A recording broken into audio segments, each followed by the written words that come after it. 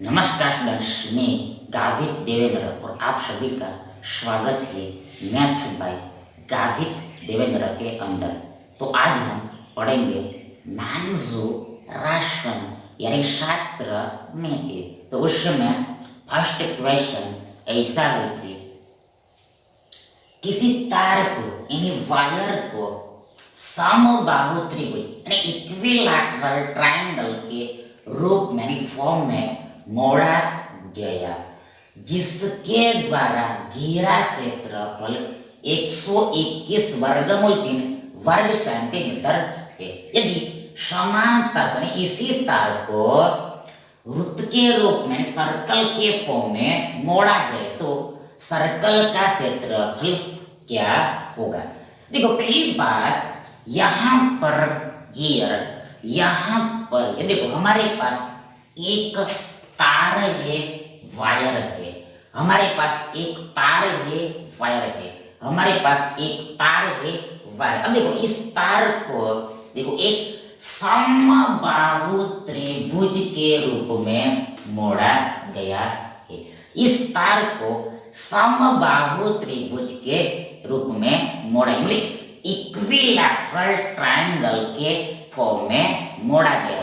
देखो, समबाहु त्रिभुज में ये तीनों भुजा बराबर होता है, ऑल साइड इक्वल होता है। ये बात आपको पता होगी ही होगी।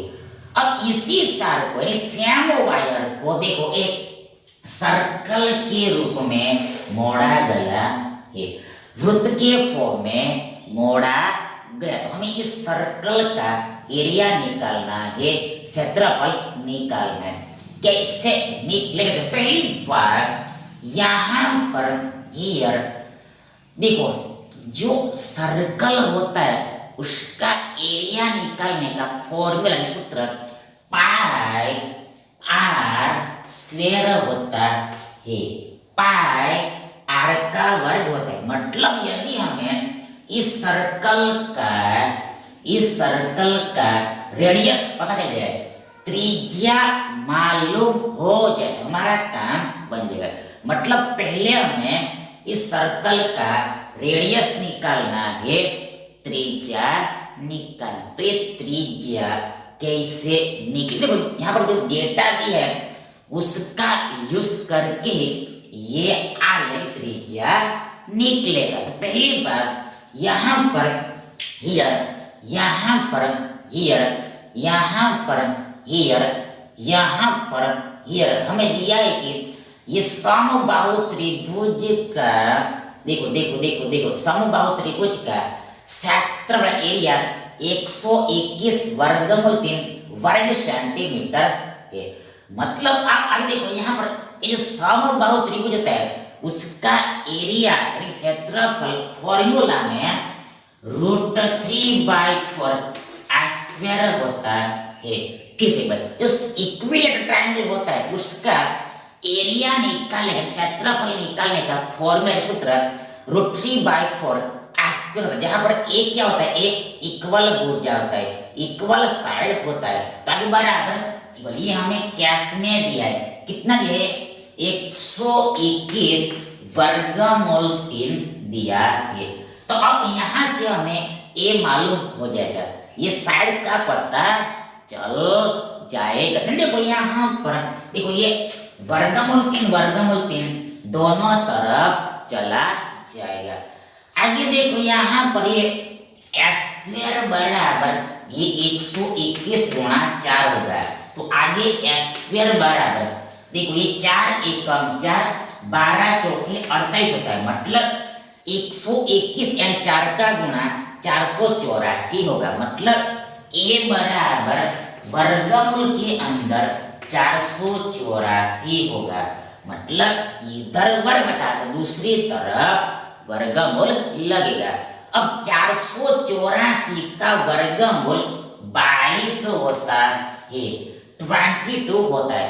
क्योंकि देखो, हमें पता है कि 22 का वर्ग, देखो 22 का वर्ग यानी कि 22 गुणा 22 484 होता है। इसलिए उल्टा 22 का वर्गमूल देखो देखो देखो देखो देखो देखो देखो 22 का वर्ग मतलब 22 गुणा 22 गुणा में 2 बार 22 बराबर 484 होता है। इसलिए उल्टा 484 का वर्गमूल 22 होता है।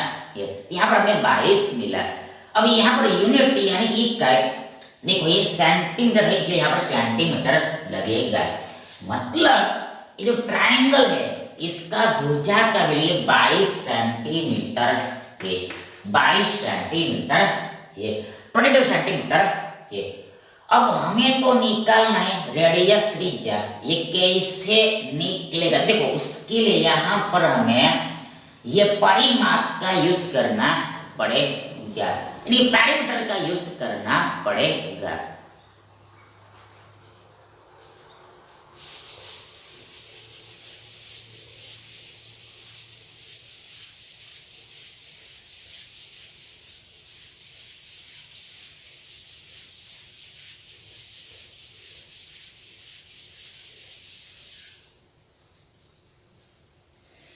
तो देखो पहले यहां पर हियर देखो हमने क्या किया, देखो यहां पर वायर सेम है, तार सेम है, मतलब इसी तार को ट्रायंगल के रूप में मोड़ा गया है और इसी तार को ये सर्कल के रूप में मोड़ा गया। इसलिए देखो ये लंबाई समान होगा, ये लंबाई समान होगा, मतलब पेरीमीटर इक्वल होगा, मतलब इस ट्रायंगल का परिमाप यानी इस सर्कल का ये सरकमफ्रेंस परिधि समान होगा, मतलब ये लंबाई समान होगा। तो ये चीज यहाँ पर लगी। तो अब देखो यहाँ पर ये ट्रायंगल है तो इसका परिमाप यानी पेरीमीटर 3 बार ए होगा। मतलब देखो परिमाप मतलब तीनों भुजा का योग, तो यहाँ पर एक भुजा ए है तो 3 भुजा 3 ए आएगा। समबाहु त्रिभुज का परिमाप यानी पेरीमीटर 3a होता है, 3a होता है, 3a होता है, 3a होता है। तो ये 3a बराबर देखो यहाँ पर हियर देखो इसका इसका इसका इसका इसका देखो इसका देखो पहले हम 3 निकाल लेते हैं। देखो 3a बराबर देखो ये 3 का 3 3 का 3 3 का 3 ये कितना, ये 22 हमने निकाला है। तो आगे 22 66 सेंटीमीटर होगा। ये ट्रायंगल का परिमाप यानी कि पेरीमीटर 66 सेंटीमीटर है, 66 सेंटीमीटर है। अब ये जो सर्कल है उसका परिमाप मतलब स्पेशल नेम परिधि 2 पाई r होता है, मतलब 2 पाई r बराबर 66 सेंटीमीटर होगा। तो यहाँ से r निकल जाएगा। ताकि देखो ये देखो ये 66 में देखो देखो देखो देखो देखो देखो ये 2 से 33 बार में भाग लगे, 33 दूनी 66 होता है। तो देखो आगे ये 22 का लगभग मान अप्रॉक्सीमेट वैल्यू 22/7 होता है। ताकि देखो ये r बराबर देखो ये 33 गुणा 7/22 होगा। r बराबर 33 गुणा 7/22 होगा, मतलब 22/7 इधर आएगा तो पलट जाए रिवर्स हो जाएगा। तो आगे r बराबर देखो यहाँ पर हियर यहाँ देखो ये 22 को हम 11 गुणा 2 ऐसे लिखते हैं। देखो ये 33 को भी हम 11 into 3 ऐसे लिख सकते हैं। देखो इसी के साथ ये 11 11 चला जाए। देखो ऊपर में हमारे पास 7 या 21 मिलेगा, बट्टे में ये 2 मिलेगा, मतलब रेडियस यानी त्रिज्या 21/2 होगा, 21/2 सेंटीमीटर होगा। तो ये यहाँ पर रखना है। तो पहले पाई, तो पाई का वैल्यू 22/7, आगे बीच में गुणा होता है। आगे r का वर्ग मतलब r 2 बार है, r गुणा r का वर्ग मतलब r गुणा r। तो r कितना है 21/2 गुणा 21/2 आएगा, 2 बार 21/2 आएगा। तो अब हमें इससे हल करना है। तो पहली बात यहाँ पर देखो 7 × 21 होगा। आगे ये 22 यानी कि 11 दूनी 22, ताकि दो दो चला जाएगा। तो ऊपर में हमारे पास देखो ये 11 तिया 33 है, आगे गुणा ये 21 है और बट्टा में ये 2 है। फिर से एक देखो यहाँ पर पहली बार ये 22 को हमने 11 इंटू 2 लिखा। ध्यान देखो यहाँ पर ये दो दो वन टाइम कैंसल हो जाएगा। देखो यहाँ पर ये तो पहले से ही गया था, तो ऊपर में हमारे पास बचा ये 11 तिया 33 और गुणा 21 और बट्टे में 2 है। मतलब अब हमें 33 और 21 का गुणा करना है और जो आंसर आएगा उसका हमें आधा करना है, हाफ करना है, ताकि बराबर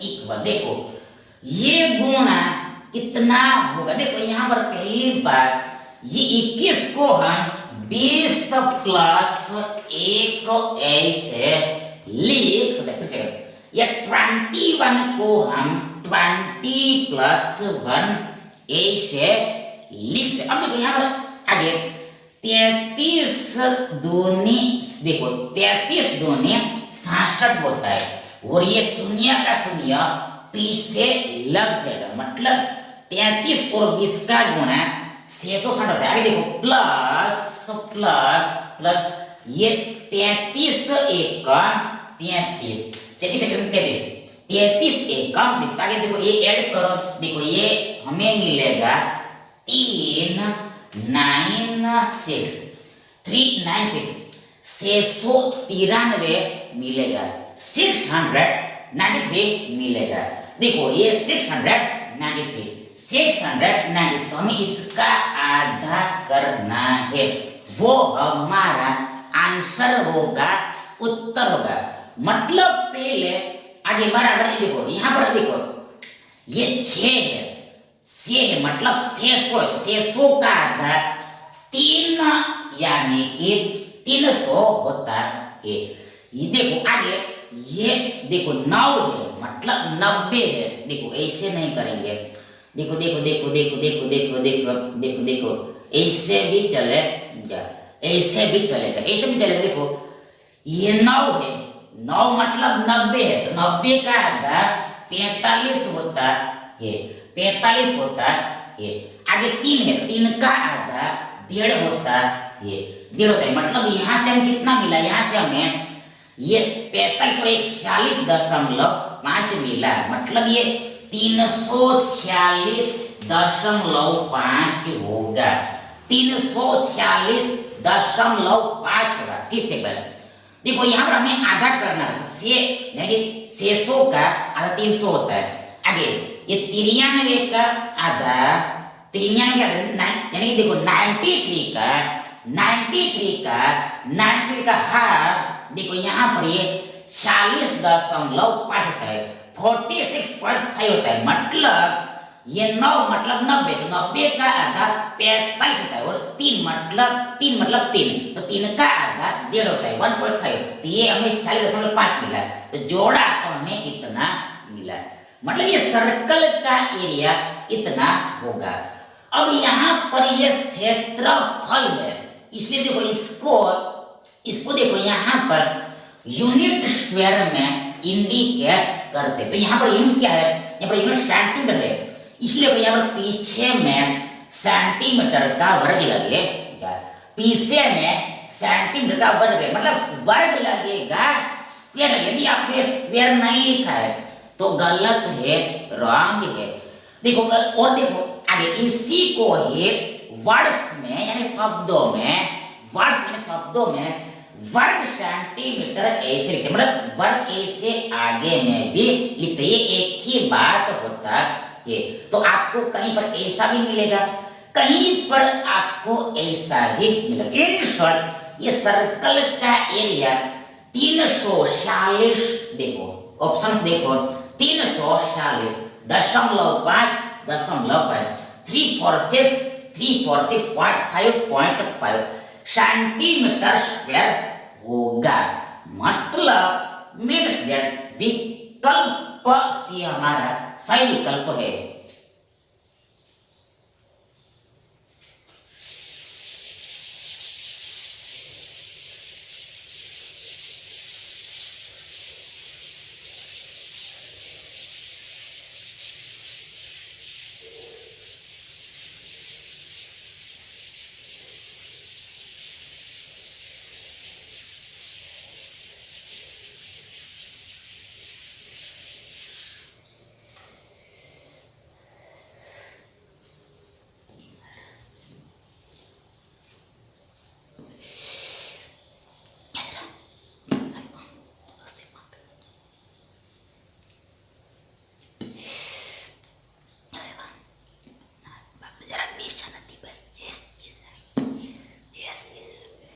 बापू सिंह नाम है लाइव से yes yes yes yes live से यस यस यस।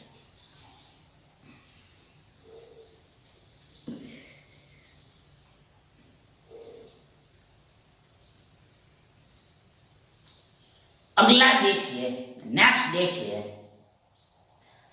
10 सेंटीमीटर व्यास वाले यानी कि डायामीटर वाले तीनों वृत्त एक दूसरे को स्पर्श करते हैं तथा उन्हें एक रबर बैंड द्वारा बांधा गया, बाउंड किया गया था। तो रबर बैंड की लंबाई ज्ञात करें, लेंथ फाइंड करें। देखो पहली बात, देखो डायग्राम क्वेश्चन में ही दिया है। देखो ये डायग्राम क्वेश्चन में ही दिया है। देखो यहाँ पर हमारे पास 3 सर्कल है, 3 वृत्त है, 3 सर्कल है, 3 वृत्त है, ये पहला, दूसरा, तीसरा। वो ये तीनों आपस में एक दूसरे को छू रहे, टच कर रहे। देखो ये तीनों सर्कल आपस में एक दूसरे को यहाँ पर छू रहे हैं, टच कर रहे हैं, छू रहे, टच कर रहे, छू रहे, टच कर रहे। देखो छू रहे हैं, टच कर रहे, छू रहे, टच कर रहे। और देखो ये तीनों सर्कल, देखो ये तीनों वृत्तों, देखो यहाँ पर एक रबर से बांधा गया। देखो ये रबर है, ये जो बाहर में है ये रबर है, रबर बैंड है। ये तीनों सर्कल को देखो ये रबर से टाइटली बांधा गया है। ये तीनों वृत्तों को देखो ये रबर बैंड से टाइटली बांधा गया, यानी बाउंड किया गया। तो हमें ये रबर का लेंथ निकालना है, ये रबर का लेंथ निकाले, लंबाई निकालना। देखो पहली बात, ये सर्कल जैसा लग रहा है पर ये एक्चुअल में सर्कल जैसा नहीं भी हो सकता है। ये सर्कल जैसा हो सकता है या फिर नहीं भी हो सकता है। ये रब इसे चलता है, मतलब इन शॉर्ट हमें ये रबर का लंबाई निकालना। देखो तो इससे क्वेश्चन देखो यहाँ पर आपको फॉर्मूला ही याद करके रखना है, सूत्र ही याद करके रखना। मतलब ये लंबाई निकालने का फॉर्मूला देखो 2 पाई आर प्लस एन डी होता है, 2 पाई आर प्लस एन डी होता है। मतलब ये 2 पाई आर, देखो ये सर्कल का क्या है, परिधि है, सरकमफ्रेंस है। देखो ये 2 पाई आर देखो परिधि होता है, सरकमफ्रेंस जो हमें मालूम है, ये सर्कल का परिधि होता है, सरकमफ्रेंस होता है। और आगे देखो डी मतलब डायमीटर यानी व्यास, सर्कल क्या व्यास डायमीटर होता है। और एन मतलब नंबर ऑफ सर्कल्स, वृत्तों की संख्या होता है। तो अब यहाँ पर सिर्फ वैल्यू रखना, मतलब पहली बार यहाँ पर ये 2 का 2, आगे बीच में गुणा होता है, आगे पाई ऐसे रखना है, जो आंसर पाई में ही दिया है, आगे बीच में गुणा, आगे आर मतलब रेडियस कितना हो, देखो यहाँ पर हमें व्यास दिया है, डायमीटर दिया है, तो यहाँ पर रेडियस है त्रिज्या, व्यास का आधा होता है, हाफ होता है, मतलब 10 का आधा 5 होगा, 10 का आधा 5, रेडियस 5 होगा। ये जो सर्कल आपको दिखाई दे रहा है इसका त्रिज्या 5 है और व्यास कितना, ये 10 है। और इसका परिधि ये मतलब ये परिधि बन जाएगा। आगे plus plus plus n, circle कितने, देखो कुल सर्कल 3 है, 1 2 3, देखो ये तो रबर है, 1 2 3 सर्कल है, क्वेश्चन में दिया है 3 सर्कल है, ऐसा दिया है। आगे बीच में गुणा होता है, आगे डी मतलब डायमीटर मतलब व्यास, कैस दिया है कितना है, 10 है, 10 है, आगे बराबर। देखो यहाँ पर 5 दूनी 10 पाई प्लस 10 तिया 30 होता है, 30 होता है। तो हमें इतना सेंटीमीटर लंबाई मिलेगा, इतना सेंटीमीटर लंबाई मिलेगा। मतलब ये जो रबर है इसका लंबाई देखो ऑप्शन में देखो 10 pi plus 30 plus 30, 10 pi plus 30, 10 pi plus 30 centimetre है। तो हमारा ये आंसर है। मतलब विकल्प बी हमारा सही विकल्प है।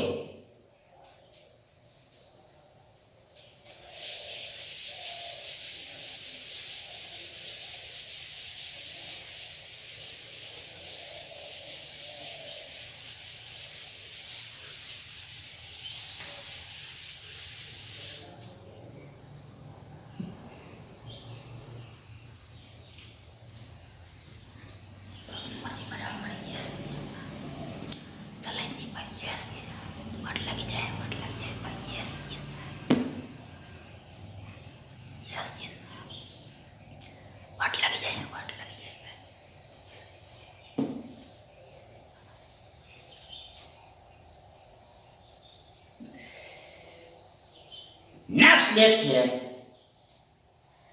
किसी त्रिभुज का परिमाप 40 सेंटीमीटर था, क्षेत्रफल एरिया 60 वर्ग सेंटीमीटर है। त्रिभुज की सबसे लंबी भुजा बिगेस्ट साइड 17 सेंटीमीटर है, तब सबसे छोटी भुजा स्मॉलेस्ट साइड का लेंथ फाइंड कीजिए। देखो पहली बात यहाँ पर ये देखो यहाँ पर हमें दिया है कि सबसे लंबी भुजा यानी बिगेस्ट साइड 17 है, तो यहाँ पर 17 को देखते ही हमें मालूम हो जाना चाहिए ट्रिपलेट ही लगेगा, ट्रिपलेट ही लगेगा, त्रिपुटी ही लगेगा, मतलब 8 15 17 लगेगा, 8 15 17 लगेगा, 8 15 60 लगेगा। मतलब यहाँ पर जो ट्रायंगल का बात किया है वो ट्रायंगल राइट एंगल है, राइट एंगल है, समकोण है, समकोण है, मतलब ये एंगल एक 90 का है। आगे 90 के सामने वाले, इसको हम प्रूव भी करेंगे। देखो ये 90 के सामने वाली भुजा सबसे बड़ी भुजा होता है, बिगेस्ट साइड। देखो 90 के सामने वाली भुजा सबसे बड़ी भुजा होता है, लॉन्गेस्ट साइड होता है, तो मतलब इसको कर्ण बोलते हैं, हाइपोटेनस बोलते हैं, इसको कर्ण बोलते हैं, हाइपोटेनस बोलते हैं। और इसका लेंथ यहाँ पर हमें ये 17 दिया है, सबसे बड़ी भुजा 17 दिया है। अब यहाँ पर सीधी सी बात है कि देखो 8 को आप यहाँ पर भी ले सकते हो और ये 8 को आप यहाँ पर भी, वो आप पर डिपेंड करेगा। तो यहाँ पर 8 को हम इसको देते हैं, 15 को यहाँ पर देते हैं।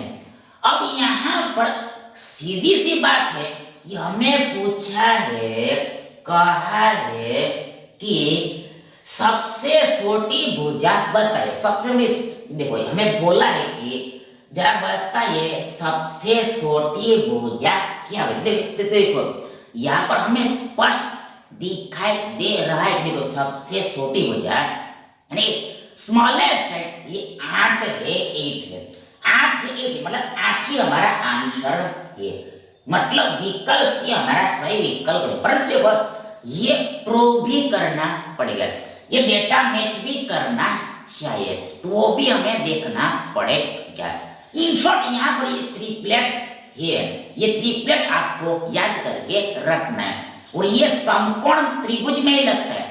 ट्रिपलेट जो होता है वो समकोण त्रिभुज में ही लगता है, ये बात भी आपको याद करके रखना है। देखो यहाँ पर देखो ये डेटा सेटिस्फाई होना चाहिए, ये जो हमने लिया तो उससे ये डेटा मैच करना, जो सेटिस्फाई होना, संतुष्ट होना चाहिए। देखो यहाँ पर पहली बात परिमाप 40 होना चाहिए, पैरामीटर 40 साइड होना चाहिए, मतलब तीनों भुजाओं का योग 40 होना चाहिए। क्या सही बात, देखो जोड़ो, तीनों को जोड़ो, परिमाप मतलब तीनों भुजाओं का योग जोड़ो, 15 8 23, 23 और 17 40 होता है, सही है। पहला शर्त पूरा हो गया। दूसरा एरिया यानी क्षेत्रफल 60 होना चाहिए। देखो दिया है, देखो 60 दिया है, क्षेत्रफल 60 होना चाहिए। तो देखो आगे देखो, तो ट्रायंगल होता है उसका क्षेत्रफल एरिया निकालने का फॉर्मूला 1/2 गुणा बेस इंटू हाइट होता है। कोई भी ट्रायंगल का एरिया निकालने का मतलब ये पूरा स्पेस निकालने का एरिया सूत्र है formula 1/2 into base into height होता है। 1/2 गुणा पाया यानी आधार गुणा ऊंचाई होता है। तो पहली बात यहाँ पर ये 1/2 आगे बीच में गुणा आगे बेस पाया देखो बेस यानी पाए 15 आगे देखो गुणा एच मतलब हाइट। अब हाइट मतलब सामने वाले सिर से ऑपोजिट वर्टेक्स से ये बेस पर डाला गया लंब 90 का एंगल ही लंब कहलाता हाइट कहलाता। फिर से बार अब हम देख रहे हैं हाइट क्या होता है। देखो हाइट मतलब सामने वाले सिर से ऑपोजिट वर्टेक्स से बेस पर डाला गया लंब यानी 90 का एंगल ही ऊंचाई कहलाता है। मतलब ट्रायंगल का हाइट होता है। तो यहाँ पर हाइट कितना है 8 यहाँ पर हमने रख दिया। बस इसको सॉल्व करना। देखो यहाँ पर 2 चौके 8 15 चौके 60 आ गया 60 आ गया। मतलब हमने जो एज्यूम किया था लिया था अनुमान लगाया था इन्फर किया था वो सही था। मतलब स्मॉलेस्ट है यानी सबसे छोटी भुजा 8 ही है यानी 8 सेंटीमीटर है यानी विकल्प सी हमारा सही विकल्प है।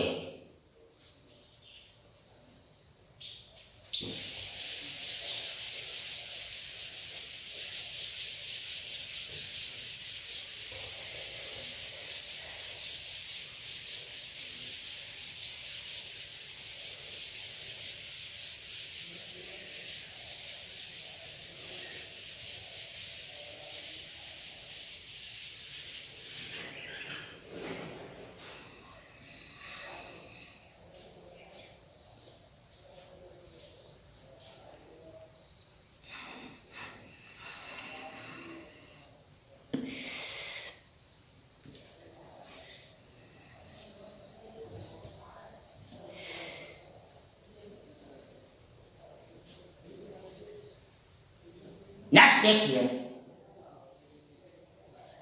किसी समबाहु त्रिभुज यानी इक्विलैटरल ट्रायंगल का परिमाप प्रारंभ उसके उस इट्स क्षेत्रफल एरिया का वर्गमूल 3 गुना है √3 टाइम्स है। तो त्रिभुज की प्रत्येक भुज यानी ईच साइड ज्ञात करो फाइंड कीजिए।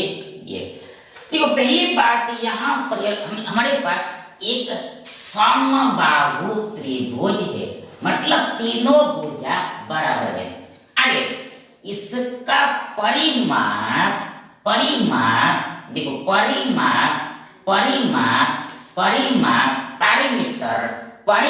परिमीटर देखो उसके क्षेत्रफल का यानी एरिया का √3 गुना है।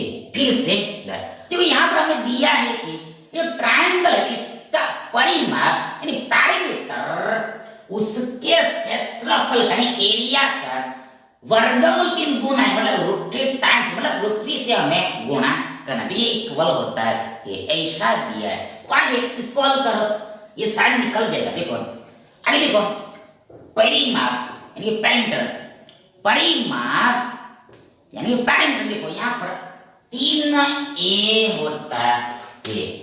ये समबाहु है इसलिए देखो ईच साइड बराबर होता है यानी हमने मान लिया a तो इसका पेरीमीटर मतलब तीनों भुजा व्यक्ति ने होगा। आगे एरिया ये समबाहु त्रिभुज है इक्विलैटरल ट्रायंगल इसका एरिया √3/4 स्क्वायर होता है। वर्गमूल 3/4 भुजा का वर्ग होता है तो भुजा यहाँ पर 1 था। आगे इंटू वर्गमूल 3 इंटू √3 आगे यहाँ पर ये स्क्वायर को हम स्क्वायर को हम a गुणा a से लिख सकते हैं। स्क्वायर को हम a गुणा a ऐसे लिख सकते हैं, राइट कर सकते हैं। देखो इसी के साथ हमने जानबूझ के लिखा, देखो ये एक एक बार दोनों तरफ ए कैंसल आउट हो जाएगा। मतलब ये कैंसल होता है, मतलब ये इधर आएगा, ये इधर आएगा, नीचे में आएगा, मतलब ऊपर नीचे। देखो देखो देखो देखो हमारे पास ए गुणा ए बराबर ए है, तो देखो हमारे पास, देखो ये एक मान लो, सपोज हमारे पास ए गुणा ए बराबर ए है, सपोज हमारे पास ए गुणा ए बराबर ए है, तो हम क्या करते हैं, देखो हम करते हैं, बोलते हैं कि दोनों तरफ ए गया, तो इसका मतलब ये होता है कि देखो ये एक्चुअल में इधर बट्टे में आया है, इधर एक बचा है, ये ए ऊपर नीचे कैंसल हो जाता है, मतलब इसका आंसर एक हो जाता है, ए बट्टा एक हो जाता है। इसलिए देखो इसको हम शॉर्टकट में ऐसे ना करके कैंसल हो जाता है ऐसे बोल देते, तो ऐसा डिटेल में जानकारी रखना होता है, ये वैसे कीजिए। तो यहाँ पर सेम होगा, ए दोनों तरफ गया, तो आगे देखो यहाँ पर देखो अल्सो ये वर्गमूल 3 गुणा वर्गमूल 3 होता है, वर्गमूल 3 गुणा वर्गमूल 3 होता है। कैसे, देखो देखो देखो देखो ये वर्गमूल 3 गुणा वर्गमूल 3 बराबर, इसको हम एक ही वर्गमूल के अंदर 3 गुणा 3 ऐसे लिख सकते हैं।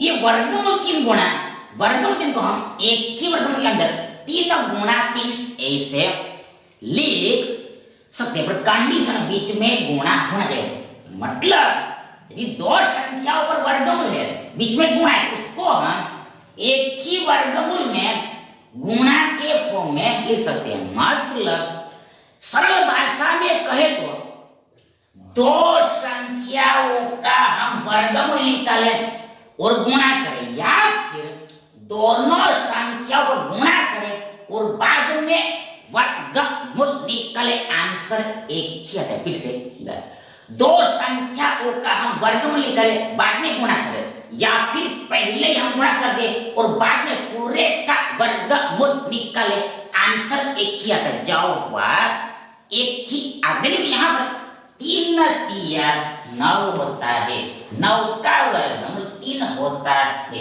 इसलिए 100 वर्गमूल 3 गुणा वर्गमूल 3 होता है, इधर 3 है, इसी के साथ ये 3 कैंसल हो जाएगा, मतलब 3 1 3 होता है। आगे देखो इधर बच्चा, तो इधर देखो इधर हमारे पास कुछ नहीं है, फिलहाल कुछ नहीं है, तो आगे इधर हमारे पास ये ए बसा है,